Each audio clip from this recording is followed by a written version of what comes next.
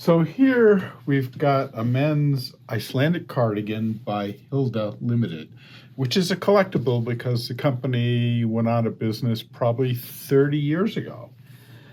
And the reason they went out of business is because they made their sweaters too well. And once you got a sweater or a coat or a jacket from them, it lasted you 2 to 3 decades. So they essentially put themselves out of business by making a product that was too good. So this last one that I had and sent to a customer, he loves it, but it's 2 inches too tight in the chest and the sleeves are a bit short.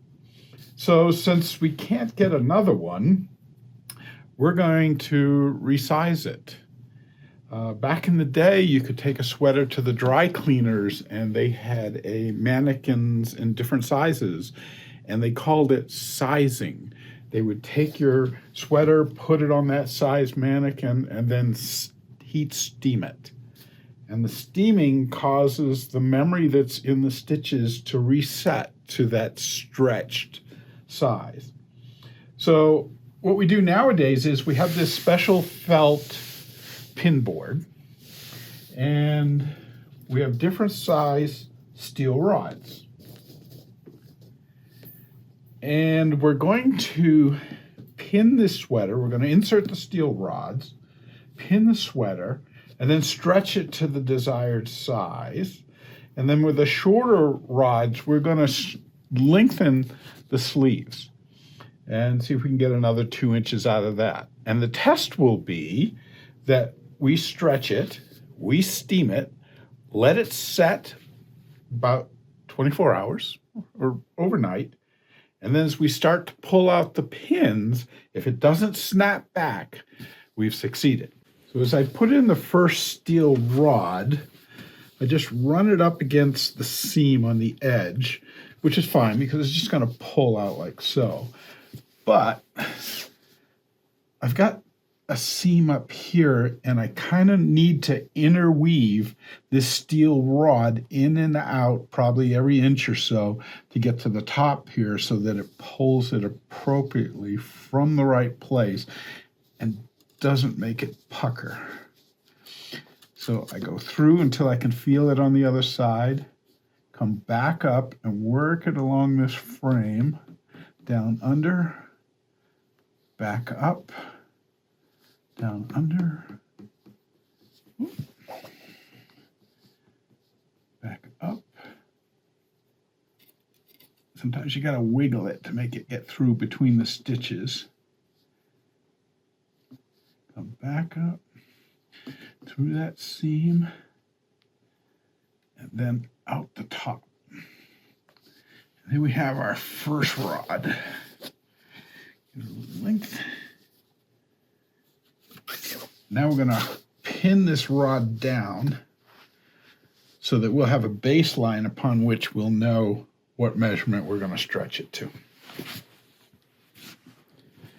I'm using some T-pins because they're shaped like a T and they're easy to push in and pull out. And I'm starting right about here. Notice how I make sure I'm on the inside of the rod and I angle the pins outward so that it's harder for those pins to get pulled out once we start putting tension on this. I want to get this on a straight line because this is going to be our reference point. And we're going to measure across to make sure we've got the measurements we're looking for. Now I may have to reset these pins as they get closer to pinning the whole sweater. Let's make sure that we get it in the right spot. So now this isn't going to move. This is extra complicated with a cardigan. With a crew neck or pullover sweater, we don't have the issue of the buttons and the opening pulling, because if we're to stretch this, well, look what's going to happen. Well, that's going to look horrible because that's what it's finally going to be set as. So we can't have that. So what we're going to do, in addition to another rod over here, we're going to have to run one right up the center and then probably some shorter ones up the sides to make sure that those don't separate when we put it under tension. And to give us our measurement, we're just going to pin this right to the edge.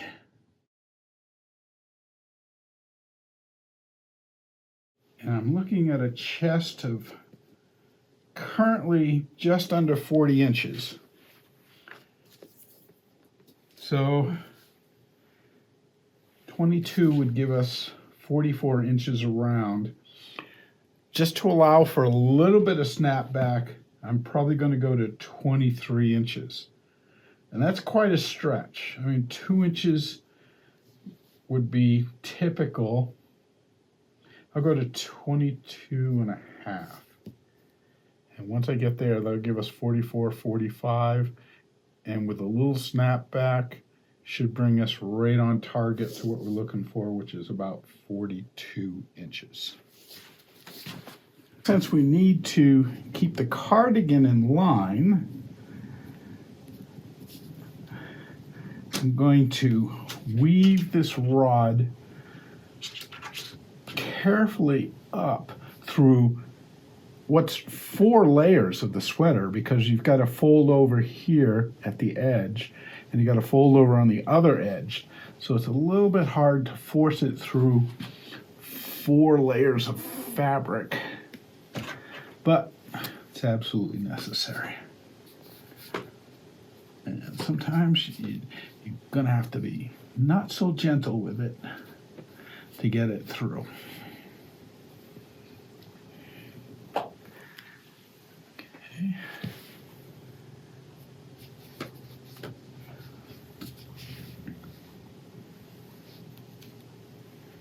And then continue this working right up the center. Then it won't matter because we're going to push the rod up to get it out of the way right through the center. It won't be in the sweater there, but then we'll have the smaller side rods going up the V. So at this point, I have the steel rod running up this side and pinned in place. I've got a center rod running up through the opening of the cardigan. And I put in these 2 shorter rods, which I'll pin in place later to keep this from pulling apart when we put it under tension, like so. Now, I've got to put a rod across the bottom.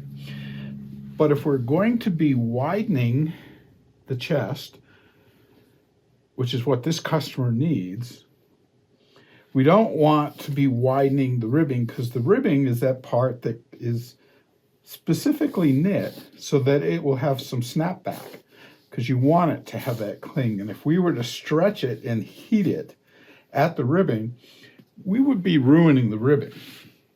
So we're going to take a rod for the bottom and we're going to put it just above the ribbing. So this ribbing's probably about 3 inches. So it's about 3 inches from the bottom. Then we'll pin this into place so when it's being stretched vertically, which in this sweater we don't need a lot of because it fits the customer lengthwise quite well. But we want to have some precautions against it stretching the wrong direction. So make sure your underside is equal, because once you heat it, it will stay unequal if that's the way that you put the rod through. Over, under, over, under. Keep turning the rod to get it between those stitches. Wiggle it, turn it, wiggle it. And I'm also manipulating my fingers underneath to try and get it to wiggle through between those stitches.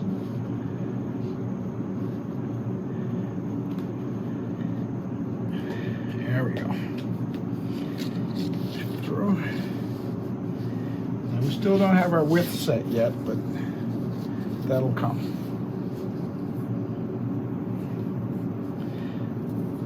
I'm not going to pin this in place yet because the position of the pins is going to change once we put under tension. I just want to make sure that the bottom is level.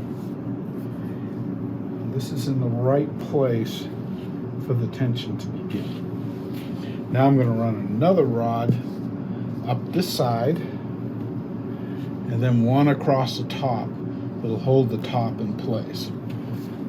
And one of the things I'm going to need to do here, because we have an opening, is I'm going to run it up and down through both layers, then up and down through this flap layer,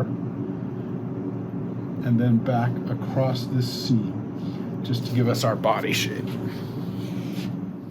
So I've run the steel rod up this side of the seam on the inside, then woven it through where the sleeve is, and put a steel rod across the top. It was easier to run it right under here, and then interwoven it between this flap over here, and then back under the sleeve and out the other side so it sticks out like here.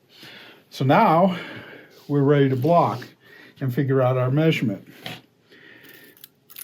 The bottom's pulling up a little bit, so I'm just gonna put a set pin in the bottom, maybe two, just to keep it a little bit intact, but knowing we're gonna have to change them when I start putting tension on.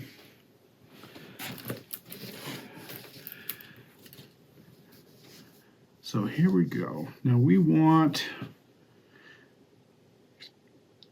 22 inches, so we get to 44, and maybe a little extra.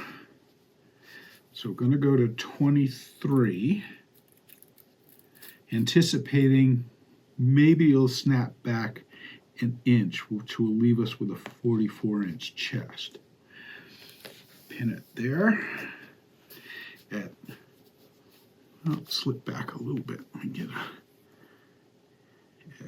at 23 inches. Make sure you're on the right side of the steel rod so it just doesn't snap back into the sweater.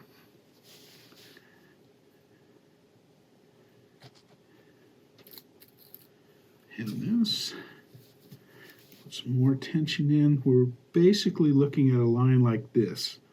That's what we're pinning it to.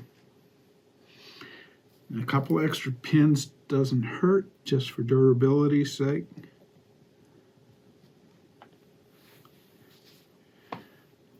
Okay. This is the one coming up the center. Now let's work our way down the body of the sweater, keeping that same line.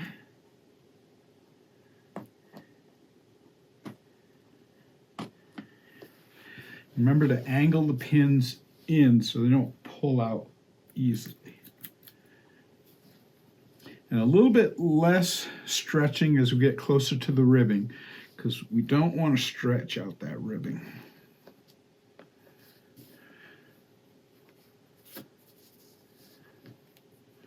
Maybe just one more here.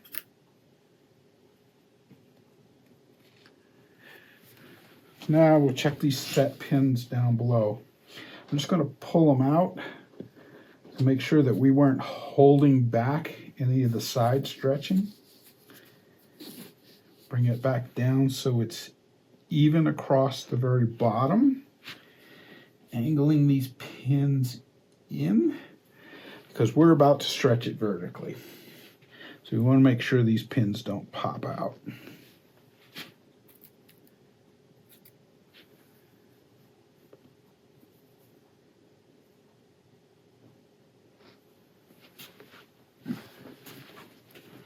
Now going around to the top, get our pins.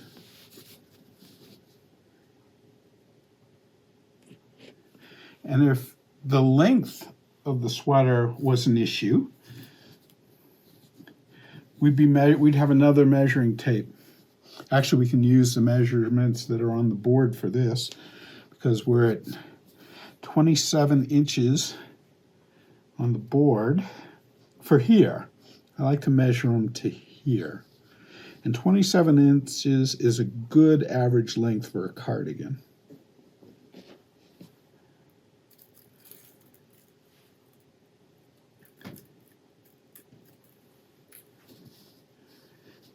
this up, 27.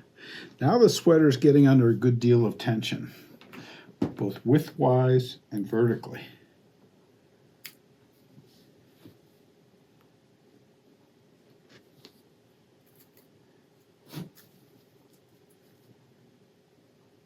I'm going to keep a little bit of sloping. I want it straight across. We still want to keep this slope over the shoulders. So, this is, oh, I got to pin these. Now that we've blocked the sweater, we've got the shape we want, we got the size we want. In order to keep these in line, because it's a cardigan, or if it was a V-neck, we're going to pin these in shape. And we can do it because the rest of the body has already been stretched the appropriate size. So now we'll just set these.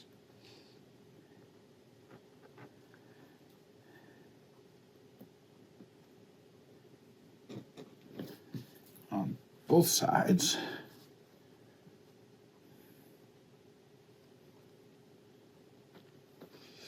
Pushing them into the felt.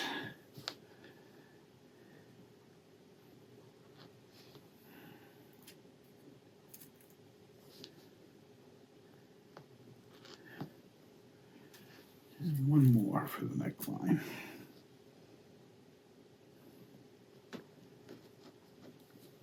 Okay, sweater is blocked.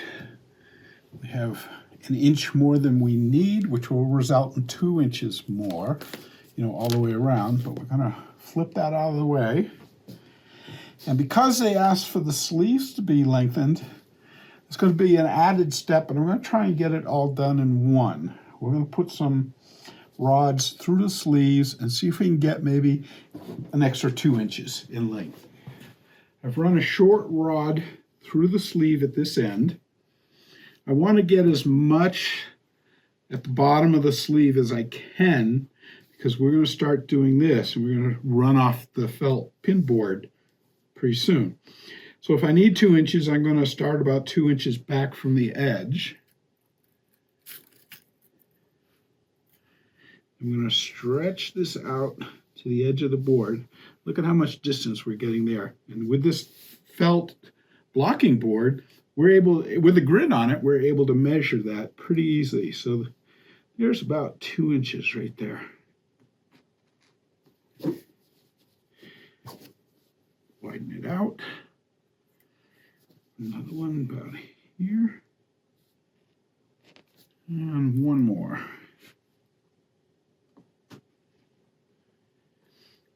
Now, if it turns out not to be enough, when I pull the sweater up, I could redo just the sleeves when I have the entire board to work with. But typically, this will work. Typically, I can get an extra 2 inches out of this length here. But we'll know when we unpin it and we watch to see if it snaps back, whether we need to do it again. Now, just going to repeat this on the other sleeve. Okay. We've got the sweater completely blocked now, including the sleeves. With the T-pins, I like this magnetic base to hold the pins. You get these at an auto parts store, and it just keeps all the pins together from falling out. And you can stick it to something metal. So when I'm not using this bowl of pins, I just stick it to the side of the filing cabinet where it's out of the way, and I always know where it is. Now, we're ready to apply some heat. So I'm using a commercial steamer here because I do a lot of these steaming of sweaters, so it was worth it to me. It wasn't terribly expensive. I want to say it was like $80. But the same will work at home with one of those $15 steamers you can get off of eBay. I like this because it's got a detachable head, and this is extremely hot. You will get a serious burn if you touch this. But if it gets clogged with fibers from a very hairy sweater, you can just take this off, let it cool for a second, pull the fibers back on, and then just slip it right back on again. So now we're just going to steam up and down the sweater. And what you're going to see is how quickly the fibers relax, because right now they're really under tension. I'm going to try and zoom in so you can see as the steam hits it, and it should be easy to see with these stripes how it just relaxes. Okay, pull the steam a little bit closer. Start at the top. Remember, you're going through 2 layers of fabric here, so you don't want to go too fast. You want that steam to penetrate.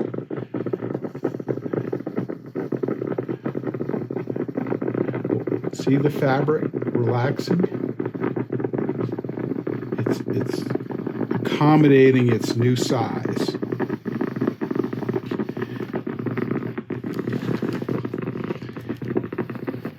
More time over the pocket because you got like 4 layers there with the pocket. I'm not doing the ribbing because we don't want that stretched. Start again. Remember, we're going through multiple layers, so it's got to go all the way through to the other side.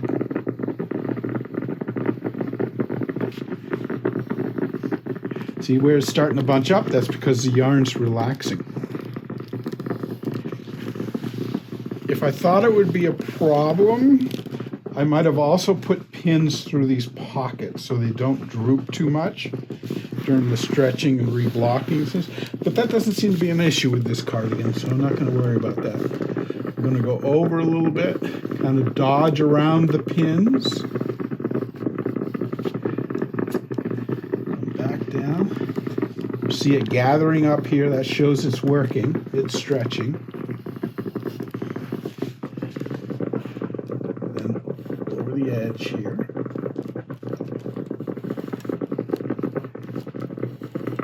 Weaving amongst the pins, watching that relaxation occur.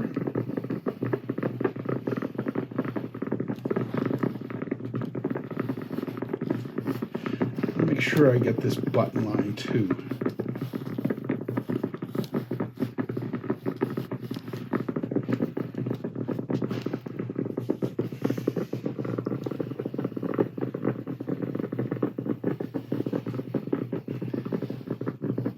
There's bunching up again down here. That's telling me that it's working. A little bit more time over this other pocket. Go back and forth. Make sure I get this edge. Dodge those pins again. This is a wool sweater, Icelandic wool specifically, so I'm not worried about burning it. If it had any acrylics in it, other synthetics, I'd have to be really careful how much time I was lingering over this with, because you could actually melt the fibers. It's quite warm. Now, I kind of overpassed this area here because there wasn't a sweater layer on top of it, so I'm going to make sure that I've got that area, that it didn't get missed. So it has a chance to expand and relax.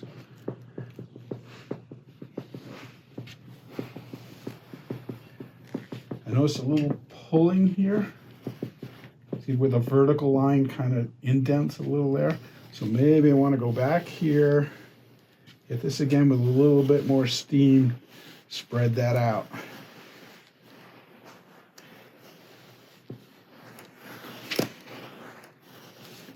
The other thing I like about this brush head is it really brings out the fabric, or the luster of the fabric. In this case, Icelandic wool. And you can brush it and steam it at the same time. Bring out that luster of the Icelandic wool, or if you're using mohair. And then just bring it down to give it that shaggy brush look.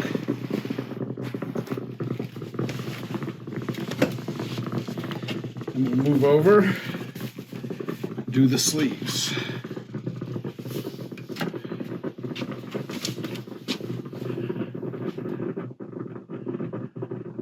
Okay, it's been 24 hours since we steamed this into shape. Now comes the moment of truth. We're gonna pull out these pins and see what kind of snapback we get. All right, this is just the measuring tape. which we're still at 46 inches. And we need 44 when we're done. So if we're a little bit over, that's fine, but we can't really be under. So here we go. No snap. No snapback. Ah, look at that. I hadn't done this with Icelandic wool before, but it's holding true to form. Zero snapback. All right. Let's try the vertical holds. See if there's any snapback. Let's see. No. Zero. Okay, the final test, the sleeves. Because remember, we didn't do the whole sleeve because we ran out of felt board. But let's see what we got.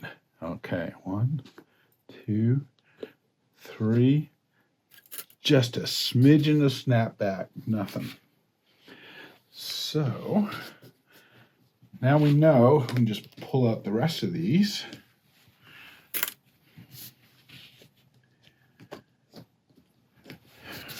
Okay.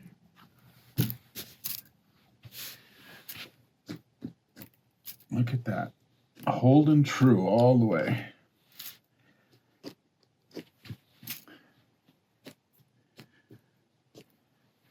And that other sleeve.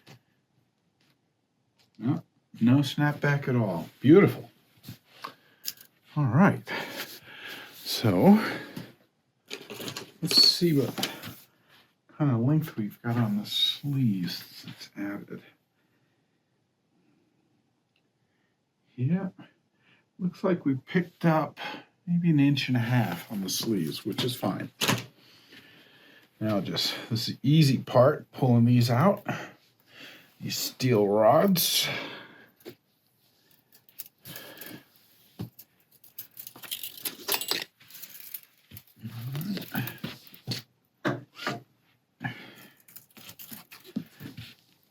Up, done. Okay.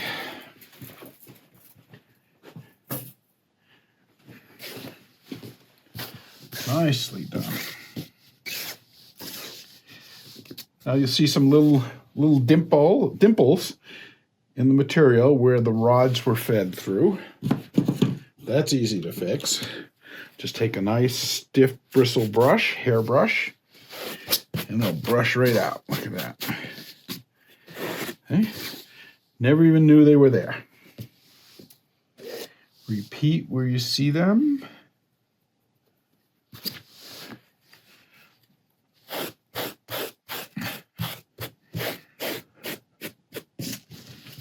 And here's a few more dimples, but just brush those right out.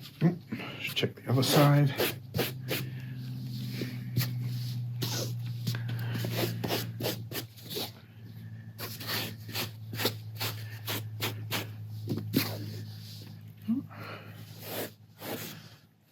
There. It is resized.